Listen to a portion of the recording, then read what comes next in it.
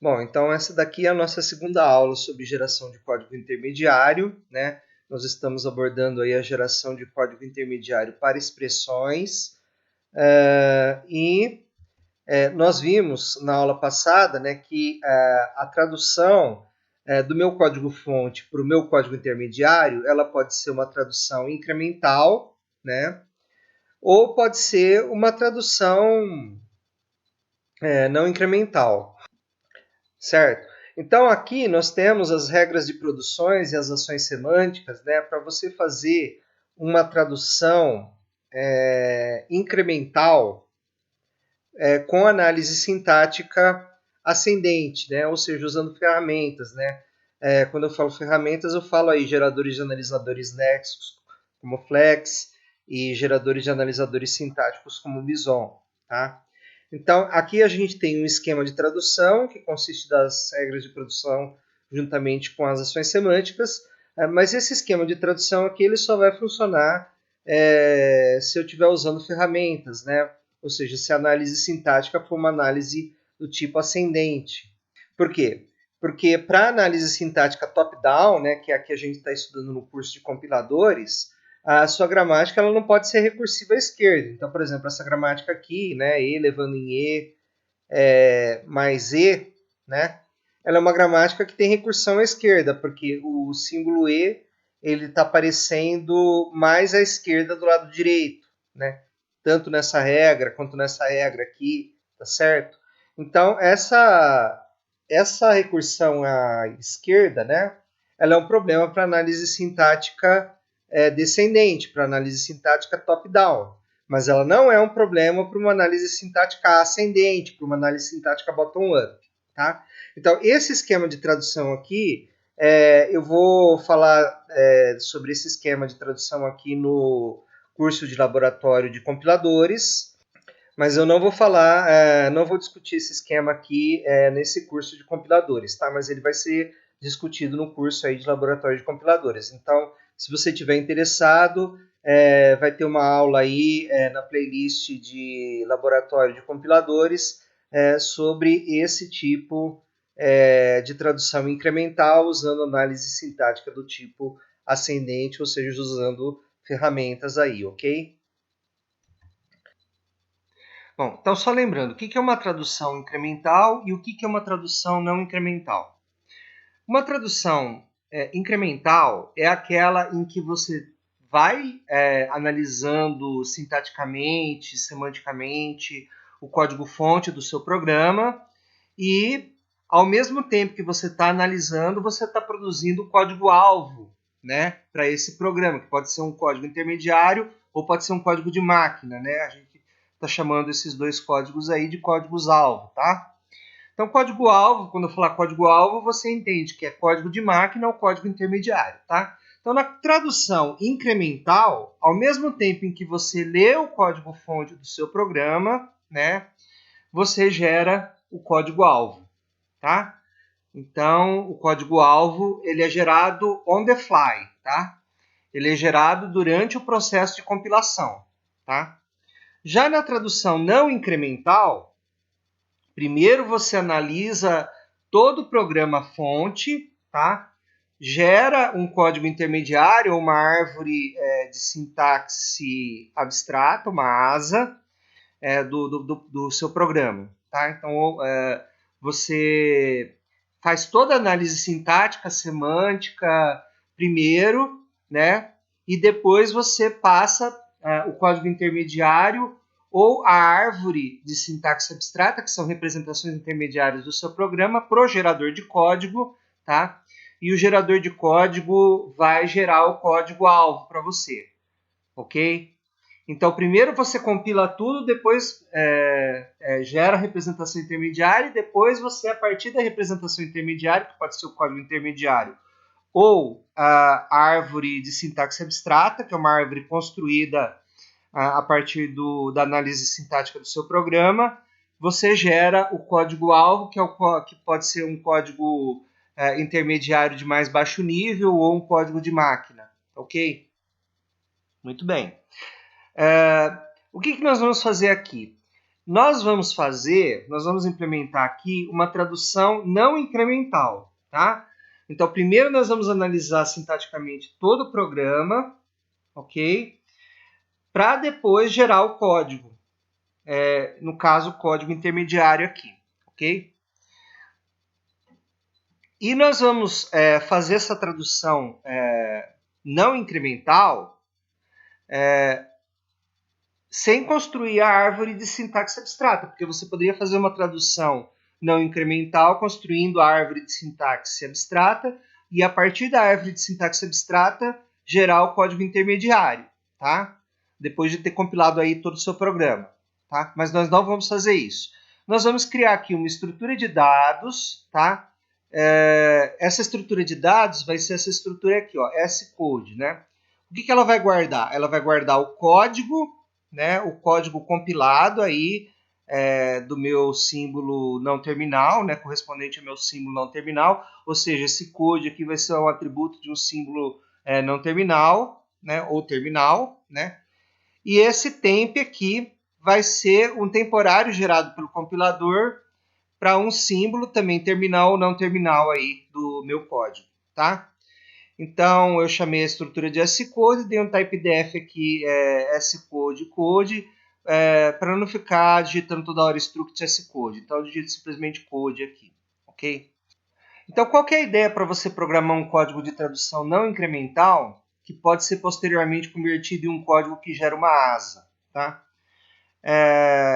Aqui nós queremos matar dois coelhos com uma cajadada só. Nós queremos fazer um código em que você pode modificá-lo facilmente se você quiser gerar árvore de sintaxe abstrata, tá?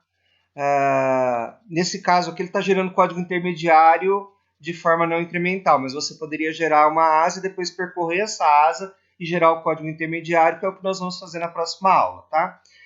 Então nessa aula nós vamos fazer um código, né, que faz a tradução de forma não incremental e não constrói asa. Simplesmente ele usa essa estrutura de dados aqui para armazenar o código, tá? Mas ele não usa ponteiros, tá? Ele não trabalha com ponteiros esse código que eu vou mostrar para vocês. Então, qual que é a ideia, né? A gente vai passar por referência uma estrutura de dados previamente alocada para a função que fará a análise sintática do não terminal em questão, né? Então, a nossa gramática tem o não terminal E, tem o não terminal T, tem o não terminal T', o não terminal E', o não terminal F, tá? E os símbolos terminais aí, ok? Os símbolos terminais, eles vão ser casados com a função match, tá? Os símbolos terminais são também chamados de token, tá? Então, para match, você passa o tag do token, como a gente está habituado aí, como vocês viram aí nas aulas anteriores, tá? E a gente tem aí o token lookahead, que é o token atual, né? O token que está sendo apontado no momento. Essa estrutura de dados code conterá no final da análise, ou seja, depois que eu analisar todo o meu programa fonte, que no caso aí vai ser uma expressão, tá? Uma expressão aritmética. O meu programa é uma expressão aritmética, tá? Então, essa estrutura de dados code conterá no final da análise de todo o meu programa, né? Ou seja, na análise sintática daquele não terminal, no caso aqui que eu estou falando do símbolo inicial E, né? Porque E é o símbolo inicial da minha gramática, né? Então, o E, tá? No final da análise sintática, vai conter o código de todo o programa. O símbolo inicial, né, de uma gramática, no final de uma tradução não incremental, tá? Ele contém o código compilado, né, o código alvo aí no caso, né, de todo o programa, tá? De todo o programa aí, ok? Então, essa estrutura de dados code conterá no final da análise daquele não terminal em questão o código total gerado pelo mesmo, né? Então, se o não terminal for o símbolo inicial, esse código, né, esse atributo code da estrutura scode vai conter o código do programa todo, tá? Código compilado total, tá? Se for, por exemplo, T, tá? O code, né, associado ao símbolo não terminal T vai ser o código que T gera, tá? O código alvo que T está gerando, ok?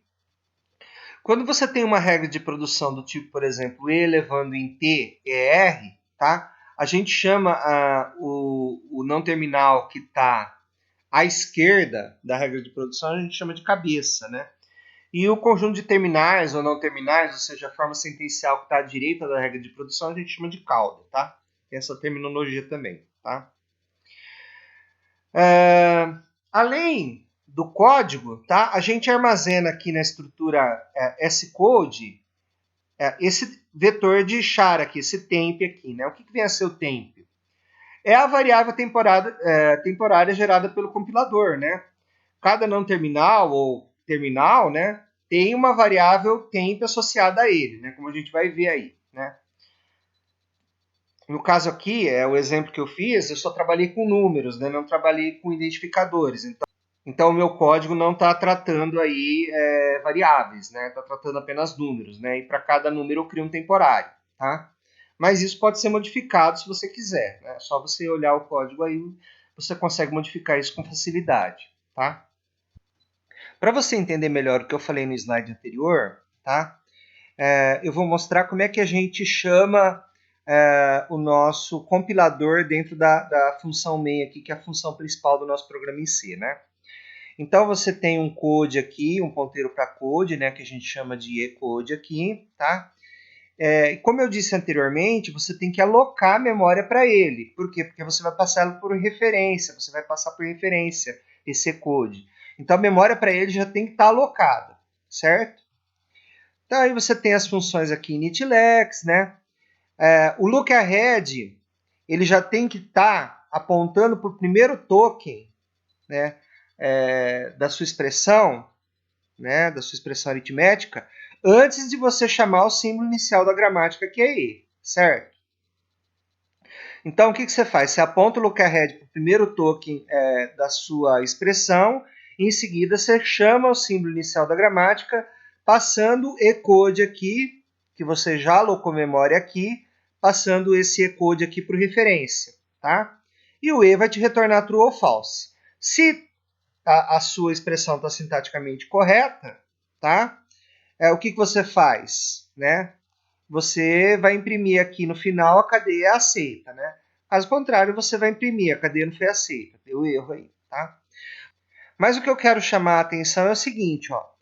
Você alocou dinamicamente memória para ecode, passou ecode por referência para a função E é o símbolo inicial da sua gramática, e após isso ter acontecido, após a função E ter processado, né, feito o processamento dela, em ecode, setacode, você tem o código do seu programa completo, né? Você tem o código completo do seu programa, o código-alvo completo do seu programa aí, né? No nosso caso, o código intermediário completo da nossa expressão, porque o programa, no caso, é a nossa expressão, tá ok? Então, veja que a geração de código, né? Se você fosse gerar um código para um arquivo, aqui nós estamos imprimindo na tela, mas se você fosse gerar esse código e gravar no arquivo, era nessa linha aqui, era a partir dessa linha aqui que você teria que abrir o arquivo, escrever o código nesse arquivo e fechar o arquivo, certo? Então, depois dessa linha aqui, você faria o quê? Abriria um arquivo de saída, imprimiria o código nesse arquivo de saída, daria um print do código nesse arquivo de saída e fecharia esse arquivo de saída aí, tá certo? É claro, se o seu programa estiver sintaticamente correto. Caso contrário, você nem abre arquivo de saída nenhum, certo? Você só reporta os erros para o usuário, tá? Então, o que é importante aqui? Sempre que você vai chamar um símbolo não terminal, né, chamar a função de um símbolo não terminal, você tem que alocar a memória, né, para a variável que você vai passar como referência para esse não terminal, para que ele possa escrever no atributo, né, dessa variável, né, o código ou o temporário que você está gerando aí, ok? Então vamos lá, qual que é a gramática usada nessa tradução não incremental usando a análise sintática descendente, ou seja, análise sintática top-down, tá? É essa gramática aqui, E levando em T, ER, né? ER1 levando em mais T, ER2, aqui eu chamei de ER1 e ER2 para poder referenciar aqui nas ações semânticas, tá? ER1 levando em menos T, ER2, ER levando em epsilon, cadeia vazia, né? T levando em FTR, TR1 levando em asterisco FTR2, tá? Aqui eu chamei de R1 e R2 também para poder referenciá-los aqui nas ações semânticas, tá? TR, eu esqueci do 1 e do 2 aqui, né? Mas é TR1 levando em barra FTR2, tá? TR levando em cadeia vazia, F, que é factor, né? Levando em ID, e F levando em expressão entre parênteses, né? Entre parênteses aqui, ok? Então essa vai ser a nossa gramática aqui, e essas aqui são as ações semânticas aqui que compõem esse esquema de tradução aqui, que é um esquema não incremental, né? Essa gramática aqui, ela foi obtida daquela gramática que eu mostrei no início da aula lá, né? Por um processo de transformação que a gente já também discutiu nas primeiras aulas do curso, ok? Essa produção aqui, né, ID recebe expressão, né, ou seja, uma produção de atribuição, né, que seria a produção do símbolo inicial da minha gramática, do S, né, do start symbol, ela não foi implementada, né? Então, o que eu implementei aqui, né, no código que eu vou mostrar para vocês, foram as produções começando com a produção de E. Então, meu símbolo inicial é E, ok? E eu não implementei F levando em ID, né? Eu implementei F levando em num, tá? Mas F poderia levar em ID ou em num, bastando para isso você modificar aí o analisador sintático, tá? Mas eu fiz F levando em num e atribuí um temporário para receber o número, tá? Eu fiz dessa forma, tá? E essas regras semânticas aqui, essas ações semânticas, tá? Eu escrevi essas ações depois de ter feito todo o código, né? Por que eu fiz isso? Para vocês poderem entender melhor isso daqui, porque muitas vezes as pessoas começam explicando o que são essas regras semânticas, né? Sem mostrar o código, né? Então, às vezes, fica difícil para o aluno conseguir compreender, tá? Então, o que nós vamos fazer? Nós vamos analisar o código primeiro e depois, aqui, por último, né, nós vamos voltar nesses slides aqui e entender o que são cada uma dessas regras semânticas aqui associadas às respectivas regras de produção, ok? Bom, então nós vamos começar aqui a análise do nosso código aqui, analisando o código da função E, que é a função que corresponde ao símbolo inicial da nossa gramática, né? A regra de produção de E é E levando em T e', né? Que a gente aqui no código está chamando de ER, né? Para a gente não se perder no decorrer da análise, né, da função de E, tá? Eu vou colocar a regra de produção correspondente à função que está sendo analisada nessa posição aqui do slide, tá? Em azul. Então, sempre que tiver em azul, se trata da função que está sendo analisada. Se tiver em vermelho, tá? Se a regra tiver em vermelho, é uma regra que é usada, né, de alguma forma pela regra que está sendo analisada, que é a regra em azul, mas não é a função que está sendo analisada, ou seja, o que tiver em vermelho não está em pauta no momento, ok? E sim o que está em azul. Bom, dito isso, né, vamos analisar a função de E.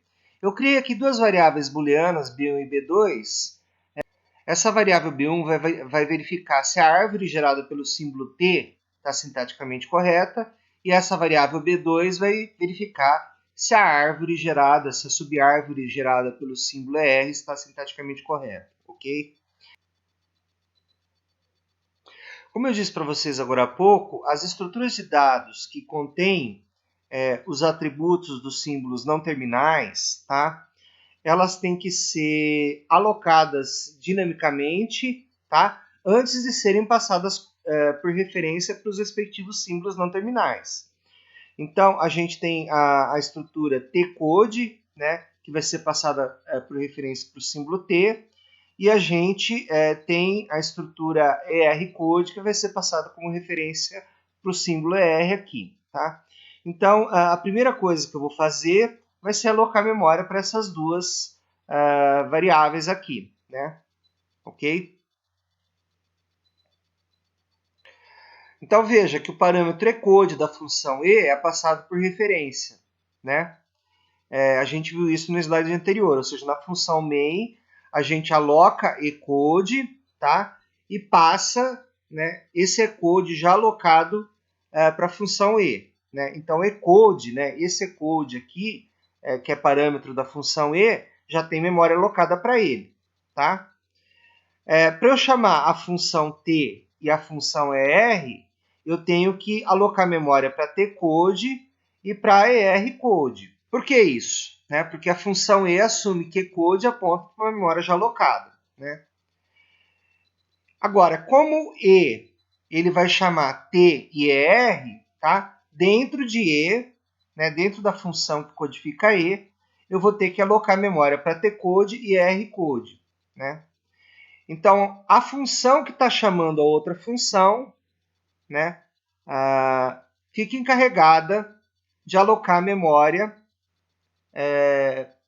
para as estruturas de dados que guardam os atributos que vão ser passados por referência para essas outras funções, tá? Que são chamadas pela função da cabeça. Né? Então, a função da cabeça aloca memória para as funções da cauda. Tá? Ok? Falando assim, acho que fica mais fácil de entender. Tá? Então, eu escrevi aqui, né? Já T-code e R-code deverão ser alocados no interior da função E, pois eles irão armazenar o código gerado pelos não terminais T e ER. Né? Então, T vai gerar um código que vai ficar em T-code e Z-code, e ER vai gerar um código que vai ficar em ER-code e Z-code. Tá? Bom, continuando a análise da função E, né, que implementa essa regra de produção aqui, E levando em T e R, né, a gente não sabe, né, qual que é a operação, né, que vai preceder o símbolo T, né, porque essa operação está na regra de R, né. Como vocês sabem, R pode levar em mais TER, em menos TR ou em cadeia vazia. Tá? Então você tem três possibilidades aí. Ok? Então, note que a operação, que é mais ou menos nesse caso, ou inclusive pode ser cadeia vazia, né? Que será efetuada pelo não terminal E, está contida na regra de produção para R. E como R é codificado por uma função, né? A função E não tem como saber qual operação será realizada antes de analisar a função ER. Né? Como é que nós resolvemos esse problema? Né?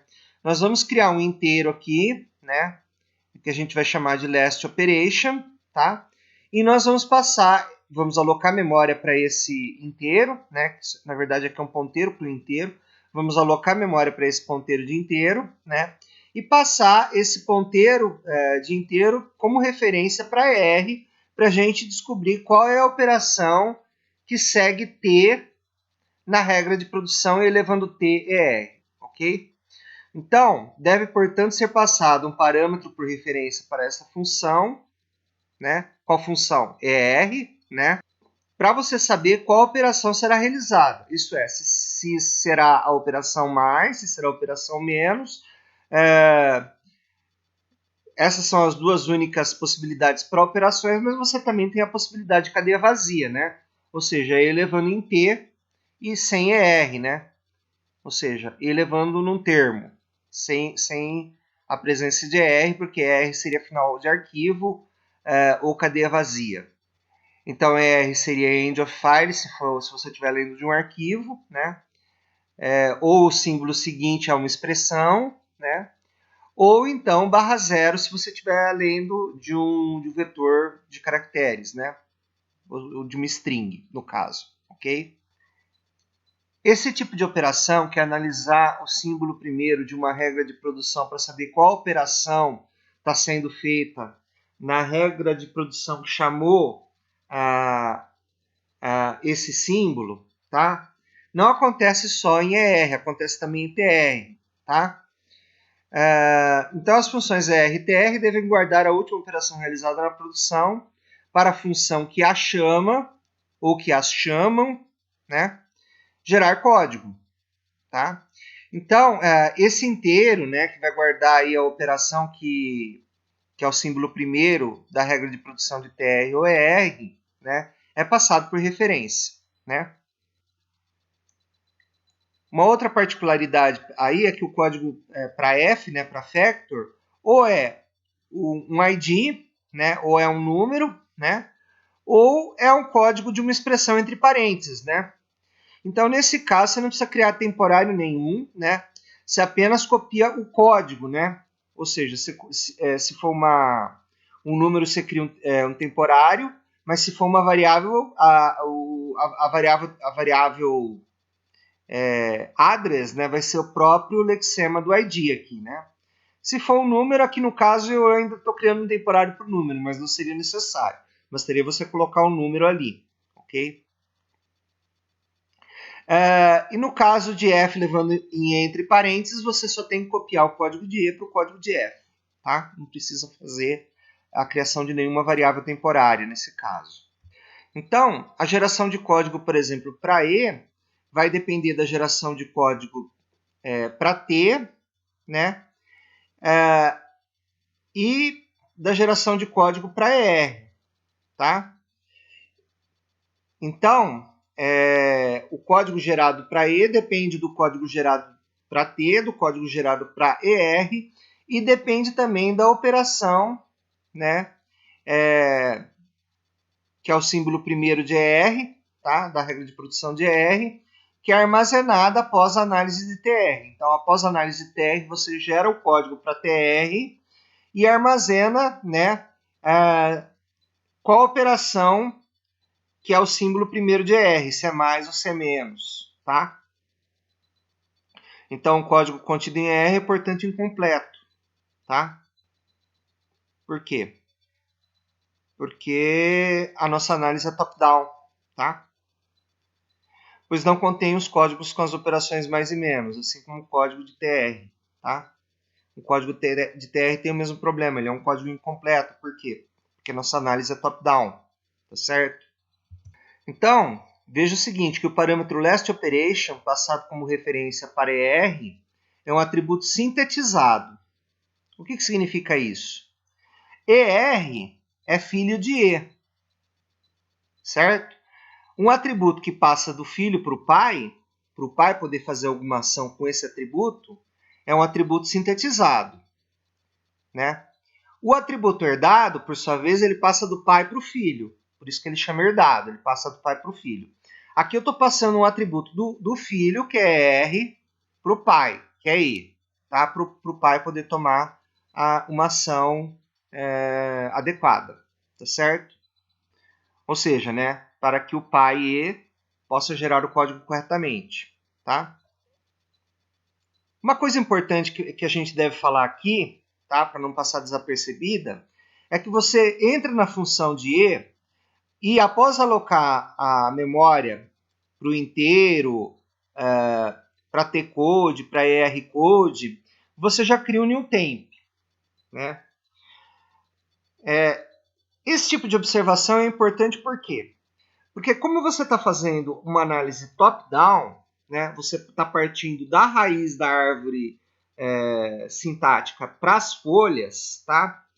Os temporários com índice menor vão ser os temporários associados a nós que estão mais próximos da raiz. Então, digamos, o temporário da raiz, tá? digamos, vai ser o temporário de E, por exemplo, né, vai ser T0 ou T1. Né? Digamos que o temporário de E seja T0. O temporário de T vai ser T1. Tá? Por quê? Porque o temporário de T vai ser criado dentro da função T. Né? O temporário de E é criado dentro da função E. Né? Então, eu chamo a função aqui newtemp, passando por referência ecode setatemp, e a função newtemp preenche esse campo temp aqui de ecode. Tá? Temp é um atributo de E. Né? Temp é um atributo do símbolo E. Tá? Então, eu estou preenchendo esse atributo aqui com newtemp. Tá? O símbolo T também vai ter um atributo do tipo temp. Tá? E esse atributo do tipo temp também vai ser criado pela função newtemp, só que vai ser criado pela função newtemp dentro da função t. Né? Então, se você olhar a função t, aqui, você vê que t está criando aqui o newtemp. Né? Ah, mas ele está criando o newtemp antes da alocação. Bom, a ordem não importa, tá? Essas operações aqui elas são independentes, né? Então isso não tem muita importância. Mas o que eu gostaria que você entendesse é a filosofia de como os temporários são criados, né? Eles são criados da raiz em direção às folhas. Então, a raiz ela vai ter temporários com índices, né, menores. Já se fosse uma análise bottom-up, tá, as folhas teriam temporários com índices menores, né? Então, uma folha teria um temporário T0, a outra folha teria o temporário T1, né? Aí o Nokia pai dessas duas folhas teria um temporário T2. Ok, pessoal? Muito bem, então vamos continuar, né? Então, depois da alocação de memória para last operation, T-code e R-code, é chamada a função T, certo? Então, nesse ponto do código aqui, eu chamo a função T, tá? Que gera sua respectiva porção de código, tá? O T vai gerar o código da sua subárvore, o código intermediário correspondente à sua subárvore, tá? E vai guardar esse código em tcode setacode, tá? No atributo code da estrutura tcode, ok? E como que a função T faz isso? Ela vai percorrer a sua subárvore, né? E vai gerar a porção de código dessa subárvore que ela vai estar percorrendo, né? Ou seja, ela vai chamar recursivamente outras funções para fazer isso e gerar todo o código de sua subárvore. Mas isso não importa no momento. O que importa é que após a chamada da função T, tcode, né, que foi passado por referência, contém a porção de código que T gerou. Lembra lá que a gente falou que a função main chama E, e depois que a função main chama E, no E setacode, eu tenho todo o código da minha expressão, todo o código compilado da minha expressão, né? Se eu chamo T e passo tcode para T, né? No final do processamento de T, tcode, setacode, vai ter todo o código gerado pela subárvore em que T é a cabeça, certo? Né? Em que T é a raiz, né? Dessa subárvore, certo? Então é isso que é importante você entender aqui, tá? Então, quando você entra na função de E, tá?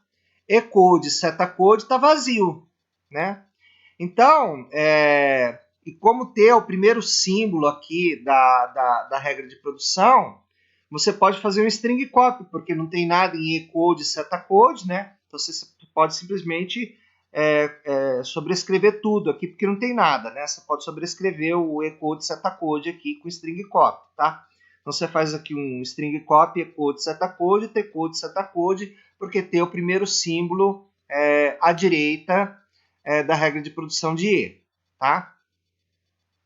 Já com ER-code, setacode, você tem que fazer um string cat, tá? Por quê? Né? porque caso T esteja sintaticamente correto, né, ou seja, se B1 for verdadeiro, né, você vai chamar ER, né, passando como referência Last Operation e ER Code. ER Code vai conter o código da subárvore do símbolo não terminal ER aqui, ok?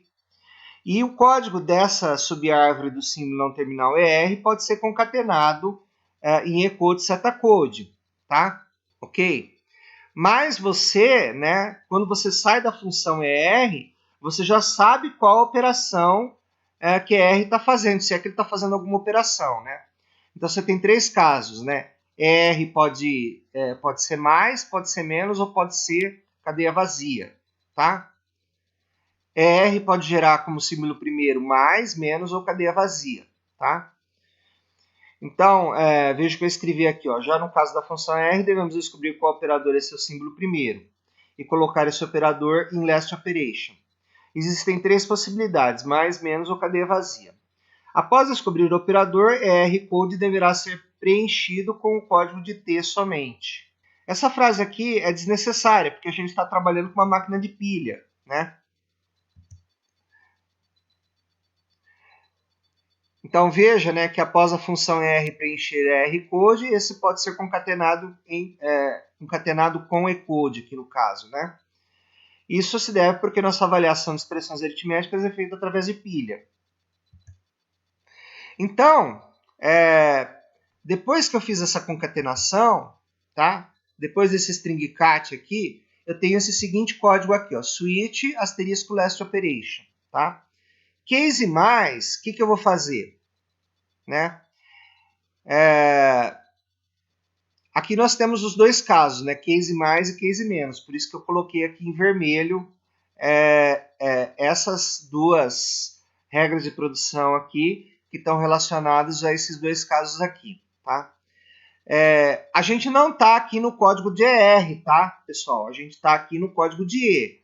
Esse ER aqui eu coloquei em cor diferente justamente para você saber que ER foi chamado anteriormente e que você pegou o mais ou pegou o menos e colocou em last operation, tá? É isso que eu estou dizendo aqui com essas regras de produção em vermelho aqui, tá? Que correspondem a esses dois casos aqui.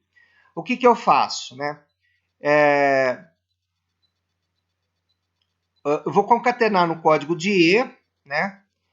O código, o ecode.temp, tá? Porque logo que eu entrei na função E, eu criei um temporário, né? Se vocês se recordam, né? Quando eu entrei na função de E aqui, né? Eu já criei um temporário, ó. Ecode.temp foi criado aqui, ó. Provavelmente o nome dele vai ser T0, tá? Bom, então o que eu vou fazer aqui?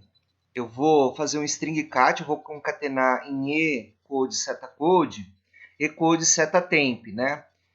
Que foi aquele temporário que eu falei que foi criado quando a gente entrou na função de E e que a gente está supondo aqui que vale T0. Então eu vou escrever, eu vou concatenar aqui T0. Em seguida eu vou concatenar recebe e aí eu vou concatenar tcode setatemp. Bom, tcode setatemp foi o temporário gerado pela função T, né? Lembra que eu falei para vocês que a função T ela gera o próprio temporário, né? Então, em tcode setatemp vai ter o temporário gerado pela função T, certo? Dessa regra aqui, ok?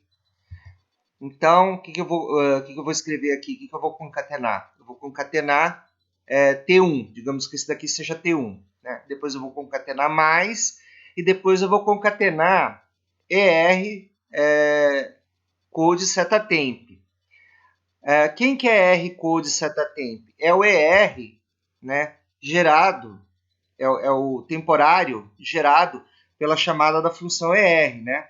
Então, em ER code setatemp, eu tenho o temporário que ER gerou. Esse ER é esse ER dessa produção aqui. Ou, se você preferir, é a cabeça de alguma dessas produções aqui. Ok? Então, aí, de acordo com a última operação realizada, né, eu vou fazer a concatenação aqui.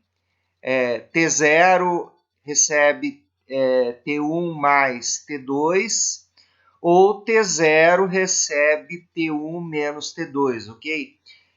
Eu comentei aqui um barra N aqui para pular a linha, né? Mas basicamente nós temos esses dois casos aqui para esses dois operadores, certo? Então, como vocês percebem, cada não terminal tem uma variável temporária associada a ele, ok? E no caso de E recebendo epsilon, né? É porque eu encontrei aí o final do meu array, né? No meu array de caracteres da minha string, né? Minha string termina em barra 0, né? Então, o ER, né? Dessa regra de produção aqui, tá? Esse ER aqui, ele é barra 0, então eu tenho somente E levando em T. E como é que eu identifico isso? Pelo símbolo seguinte de ER, né? Quando eu entrar na função ER, last operation vai ser atribuído barra 0 para last operation, ok? E aí, quando eu for analisar aqui esse barra 0, eu vou saber que eu tenho E levando em T somente, não tenho mais nada, tá? Então, o que eu faço? Eu atribuo o código de T, tá? Eu atribuo o código de T, que é tcode setatemp, para o código de E, que é ecode setatemp, tá? Na realidade, eu faço, né? T0 recebe T1 aqui, né? Porque tcode setatemp vai ser T1 e ecode setatemp vai ser T0, né? Conforme a gente vem discutindo aí, tá? Bom, então vamos falar agora da função ER, né? A função ER, tá? Ela vai codificar aí três regras de produção, né? Que é ER levando em mais TER, ER levando em menos TER e ER levando em cadeia vazia, tá? Então, veja que aqui nós temos dois símbolos não terminais, né? Então nós temos que criar duas variáveis aí T-code, né, para T, e ER1 code para ER, tá? Alocar memória para essas variáveis aqui, né, para poder passar, né, essas variáveis por referência para as funções T e ER, ok? Vocês podem observar aqui que a gente tem um int asterisco L operation, tá? Essa variável inteira aqui, vocês vão observar o seguinte, que ela é passada como referência para a função ER aqui, como vocês estão vendo, mas ela não é usada em nenhum outro lugar do código, tá? E depois eu vou explicar por que ela não é usada. O que interessa para a gente, tá? É você preencher a variável last operation, que é passada por referência, tá? Então, o mais importante, a operação mais importante que a R tem que fazer é preencher esse last operation aqui para a função que chamou ER, que pode ser E ou que pode ser ER, tá? Você tem essas duas funções que podem chamar ER, né? Que é a própria ER e a função E, que é o símbolo inicial da gramática, tá? Então, você tem essas duas possibilidades aí para ER, tá? Mas o mais importante aqui é você preencher o last operation, tá? Então vamos lá, né? A função que codifica R faz inicialmente as mesmas operações que a função que codifica E. Foi o que eu falei, né? Ela aloca a memória aqui, né? Ok? Porém, o atributo last operation que vai ser passado para o pai de ER, isto é, para o símbolo E ou ER também, né? É capturado logo de início, né? Como que ele é capturado logo de início? Né? Que é a sua pergunta. Ele é o símbolo primeiro, tá? Ele é o símbolo primeiro da regra de produção ER, né? Porque, ó, se você olhar para a regra de produção ER, quem que é o primeiro de ER? É mais, ou é menos, ou é barra zero ou algum outro símbolo, tá? Então, como é que você faz para capturar esse símbolo primeiro? Você olha para o token espião, você olha para o lookahead. Se o tag do lookahead for mais, o seu last operation vai ser mais. Se o tag do seu lookahead for menos, o seu last operation é menos. E se o tag do seu lookahead for fecha parênteses, ou se for end token, ou se for ou se for asterisco, ou se for barra, tá? É porque R está levando em epsilon, porque esses símbolos aqui são símbolos seguintes de ER, tá? Em uma expressão. Então, a primeira regra de produção é R levando em mais TER, certo? E, como eu disse para vocês, pelo símbolo primeiro, a gente já sabe quem é last operation, tá? Qual que é o próximo passo? Então, depois de capturar last operation, né, o que você faz? Você vai capturar o código gerado pelo não terminal T. Tá? Esse código ele vai ficar em T-code, seta-code. Tá? Então, em T-code, seta-code, vai ficar o código gerado pela subárvore que tem a raiz T, né? Pela subárvore do não terminal T. Ok? Então, você vai gerar código, você vai capturar o código, gerar o código para T. Ok? E armazenar esse código no atributo de T, né? Que é o atributo código de T, que está em T-code e seta-code. Ok?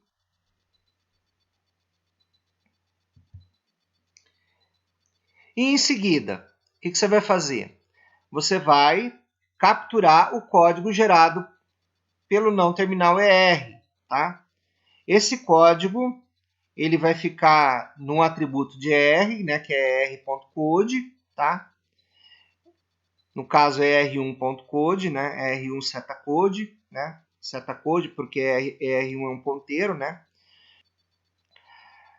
Então, da mesma maneira que antes, né? O seu ER code, né? Que você passou por referência, ele estava vazio, tá? Então, o código de T, tá? O código do não terminal T, você já pode copiar direto, né? Escrever direto em ER code, seta-code. E o código de ER você pode concatenar aqui, né? No código ER code seta-code, né? Então, o código de ER, né? Desse não terminal ER aqui, ele está no atributo de ER, que é ER1 code seta-code, e ele pode ser concatenado no código de ER aqui, ok? Agora, perceba o seguinte, ó, o L operation, tá? Ele realmente ele é passado como parâmetro, mas ele não é usado em lugar nenhum. Não é usado em mais lugar nenhum, tá? Porque se você olhar as outras produções aqui, né? Aqui é o que eu expliquei para vocês, né? Você está concatenando o código de T e o código de ER aqui, né? Você está juntando o código de T aqui com o código de ER, né? Você está fazendo isso com esse string copy e com esse string cat, conforme eu expliquei para vocês, tá? Então, o código de T é obtido a partir dessa chamada aqui, da função T. O código de ER é obtido a partir da chamada dessa função ER aqui. E os dois são juntados aqui, né? Um com string copy e outro com string cat. Tá? Juntados em quem? Juntados no ER code, que foi a variável que você passou como referência para a função ER. Tá? E o L operation não foi usado para nada, ele não é usado para nada, né? Então, olha o que eu escrevi aqui, ó. Note que para gerar o código para ER, que está do lado direito, isto é, que é a cabeça da regra de produção, somente precisamos dos códigos de T, que é T-code, e ER, que é R1 code, né? Que estão do lado direito, isto é, que correspondem à cauda da regra de produção. Então, a cauda da regra de produção é mais TER, tá? Não precisamos saber qual é o símbolo primeiro do ER que está do lado direito. Quem que é o ER que está do lado direito? Esse ER aqui, né? E quem que é o símbolo primeiro? Bom, o símbolo primeiro você iria guardar em L operation, né? Porque em L operation você, como a gente já falou, guarda o símbolo primeiro de ER, ok? Então você não precisa disso, né? Outra coisa interessante de notar é que você faz um string copy de T-code seta-temp, né? Que é o temporário gerado para T aqui, para o temporário gerado para ER. Tá? Então, o temporário gerado para ER é o mesmo temporário gerado para T. Certo? Por que eu faço isso? Para economizar variáveis temporárias, tá? Porque senão eu teria que atribuir uma a outra. E eu não quero fazer isso, eu quero economizar essas variáveis. tá? Então, observe também, né, que como o código que E ou ER geram depende basicamente do código de T, né, você só precisa de um único temporário, né? Então é por isso que o temporário para ER é o mesmo temporário para T, ok? Vocês vão ver isso também quando nós rodarmos o programa, tá? Aqui a gente faz a codificação da regra ER levando em menos T ER, né? Vocês podem ver que a filosofia é exatamente a mesma, tá? Tudo que você faz para o caso mais, você faz para o caso menos, né? E o caso vazio a gente já falou, né? Quer dizer, você vai olhar os símbolos que seguem R, os símbolos seguintes de R, né? Que podem ser abre parênteses, end token, no caso no final de arquivo, né? Ou barra zero, tá? Vezes, multiplicação, asterisco, multiplicação, barra, divisão, certo? E qualquer outro símbolo, você tem um erro, né? Você tem um erro sintático, então você dá um return false aqui, ok? Bom, o código para T, né? Você tem essa regra de produção aqui, T levando em F, T', né? É uma regra de produção bastante parecida com E, né? Levando em T e', certo? Acho que vocês conseguem reconhecer a semelhança, né? T levando em F, T' é semelhante a E levando em T e', certo? Então, não é de se estranhar que esse código aqui ele é praticamente idêntico aí ao código para a função E, para a função exão, tá? Só mudando algumas coisas aí, tá certo? Então a gente não vai perder tempo discutindo aqui esse código, tá? Porque ele é bastante parecido, praticamente idêntico ao código da função E, tá? Por sua vez, o código de TR, né? Ele é muito parecido com o código de ER, né? Então, o código de... Então, por serem códigos muito parecidos, a gente também não vai fazer a discussão aqui, porque, né, vocês podem entender o que esse código está fazendo aí por analogia, tá?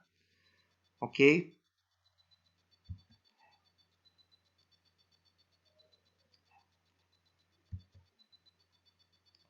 Agora, o código para F, ele é um pouco diferente dos demais, né? Porque você tem duas regras de produção para F, né? Você tem F levando em ID e F levando em uma expressão entre parênteses, né? Como é que você sabe se você tem um ou se você tem outro? É pelo símbolo primeiro, né? Se o símbolo primeiro for um parênteses, né, como é o caso aqui, né, você tem uma expressão entre parênteses aqui do lado direito da regra de produção de F, tá? Então, o que você faz? Dá um match no abre parênteses, gera o código para essa expressão, né? Passa o E-code aqui por referência. Lógico que você já alocou a memória para ele aqui em cima, tá?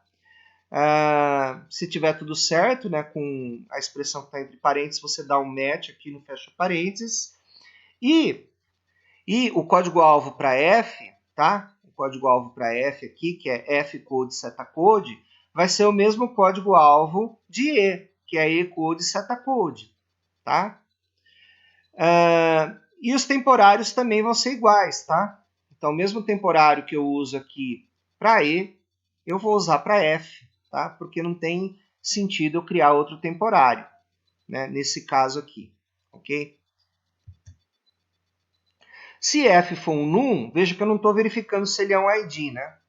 Mas eu poderia criar um outro else if aqui e verificar se o lookahead setatag é um ID, tá? O que eu fiz aqui? Criei uma variável local aqui, lexema, que vai guardar o lexema do meu número, tá? E copiei para o lexema, né? O lexema do token espião, né? Porque nesse caso o token espião está apontando para o número, tá? Dei um match num, criei um new temp aqui, tá? Não precisaria criar um new temp, né?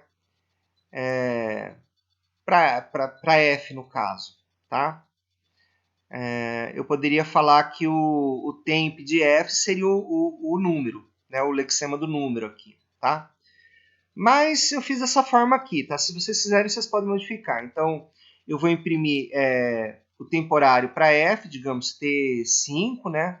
Então, T5 recebe 10, né? 10 é o lexema do número, né? E aí eu pulo a linha, tá? Qualquer outro caso aqui, né? Eu retorno falso. Bom, então aqui eu vou rodar o código para vocês verem, né? O código está no diretório comp, cap3, exemplo 3 inter, né? Então nós temos esses arquivos aqui que a gente pode dar uma olhadinha neles com o Notepad++, né? Então aqui nós temos o makefile, né? Nós temos o sind.c, né? Que é aquele que a gente discutiu na aula, né? Então aqui, provavelmente aqui não tem nenhuma novidade, né? Para a gente estar falando, né? O comp.h tem alguns defines, como os da estrutura stoken e da estrutura scode, tá? O gen.c, ele só tem a função newtemp para criar um novo temporário, tá? O gen.h tem o protótipo da newtemp, o lex.c, né? Ele reconhece só números aqui, né? E ele é um léxico bem simples aqui, né? Quer dizer, você pode colocar um léxico mais complicado, caso você queira aí reconhecer palavras reservadas e tudo mais, ok? Então agora nós vamos fazer o código aqui, né? Fazer o nosso código aqui que se chama SCC, tá? Então aqui a gente gerou um scc.ez aqui com a data de 28 de novembro, tá?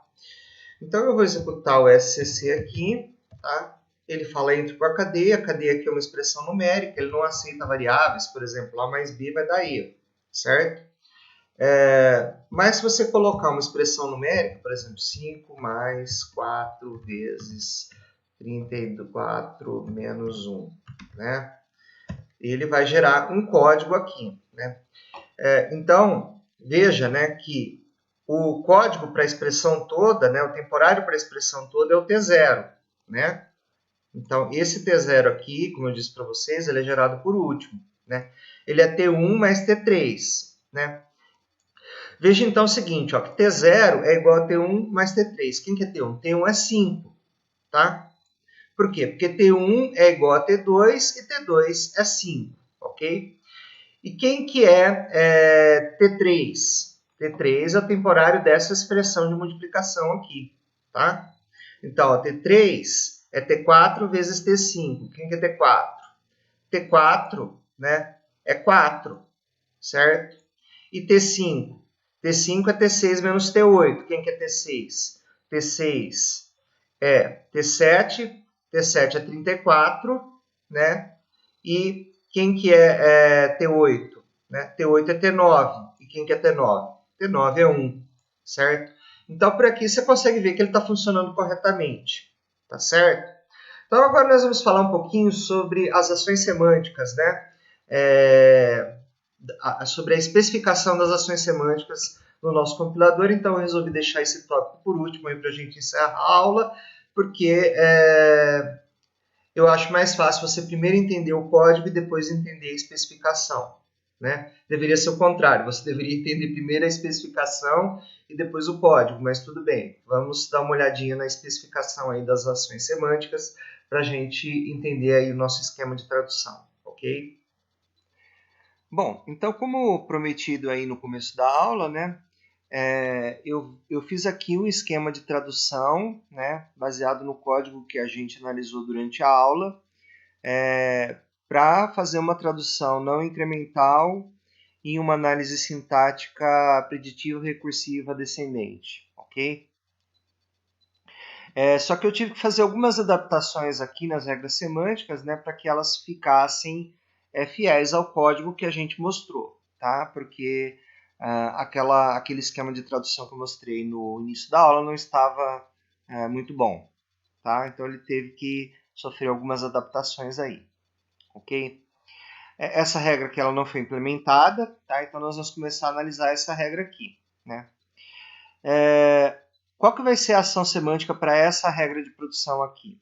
O código de E vai ser o código de T concatenado com o código de ER.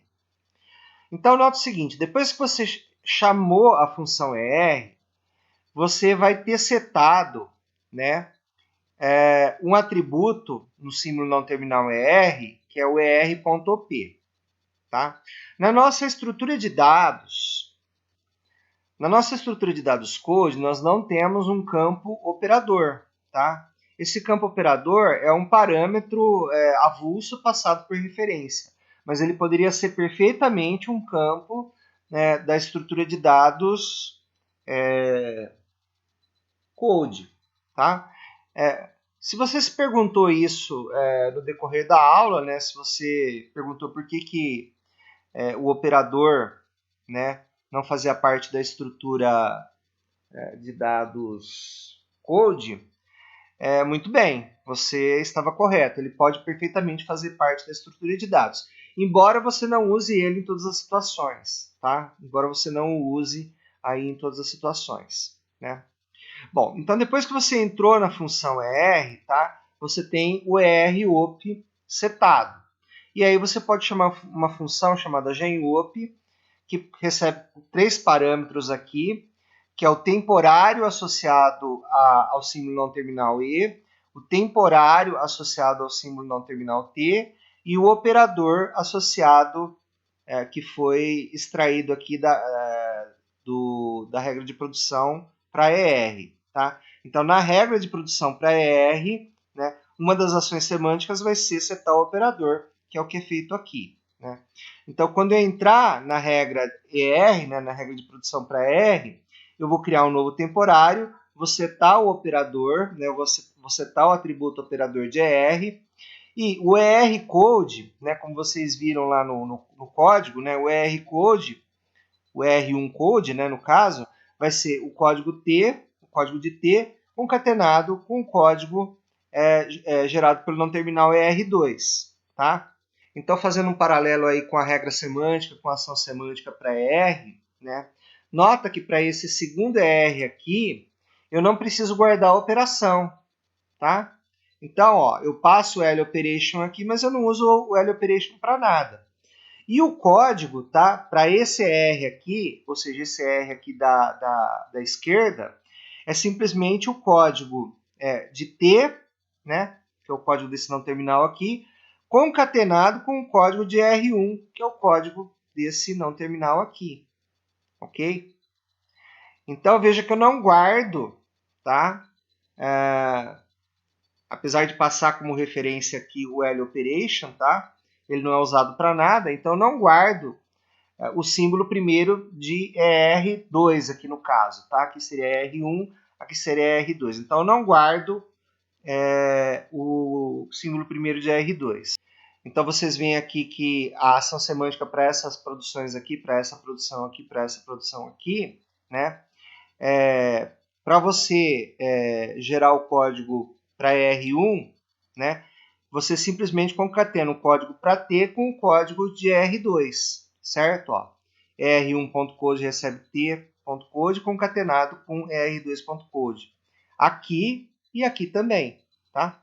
Se a R levar em cadeia vazia, você não faz nada, tá?